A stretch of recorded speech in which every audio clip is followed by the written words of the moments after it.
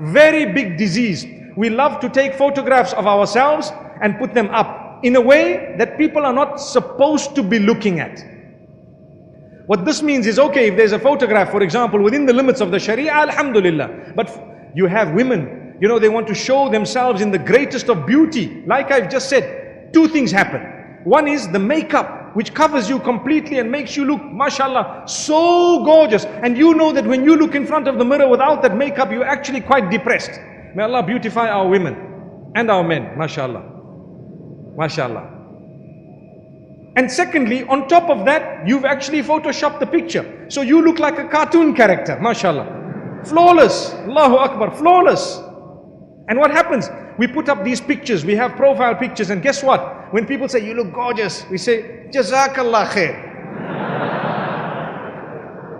You look gorgeous, and we're saying, may Allah reward you for what you've just said. Come on, the man is saying it for a reason. Why did you have to show yourself? And if you have a close group, your family and so on, it depends. Obviously, we know the limits. We definitely do know the limits, but we forget them. We don't think about them. So think about it carefully, because many marriages are breaking. You have a wife who's starting to be praised by anonymous men across the globe, and even by the friends of the husband. And what happens? Next thing you find them in bed, and that's the complaint that we have today, that this woman ran away with her husband's best friend. How many stories would you know? May Allah forgive us. We're not judging the people, but we're saying it is a crisis. It is a problem that causes disaster upon disaster.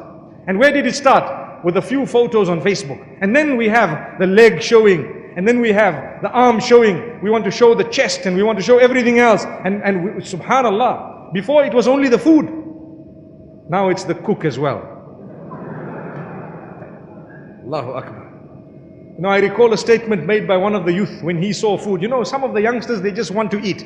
When you get slightly older, you appreciate what it looks like. You see the little design on the food and you say, oh, you know, the person's a little bit more mature. But young age, you just whack it. Whatever's there, you eat it. You know, burger. It must taste nice, alhamdulillah. Allahu Akbar. So, a person tells me, you know what? Ooh, this food looks gorgeous. I wonder what the person who cooked it must be looking like. So I told him, oh, there's the chef. And he was a fat guy with a long, big hat. And he says, how are you? I said, there you are, mashallah. May Allah forgive us, really. This is the internet. This is what it does to you. Your imagination races well beyond your capacity of running. This is something you need to know. Your imagination races well beyond your capacity of running. Your imagination, you cannot keep up with your own imagination. This is what happens. Why? Because it's beautified. Whoa, you see this. Trust me, if you saw this brother in real life, you would not even want to look at him twice. Obviously, with all due respect, but I'm using the term brother because we don't want to use the word sister. But sometimes people pretend like, oh, gorgeous. Be honest. Hey, look, this is me. Normal, general me, and that's what it is. Subhanallah. Don't try and impress beyond who you really are.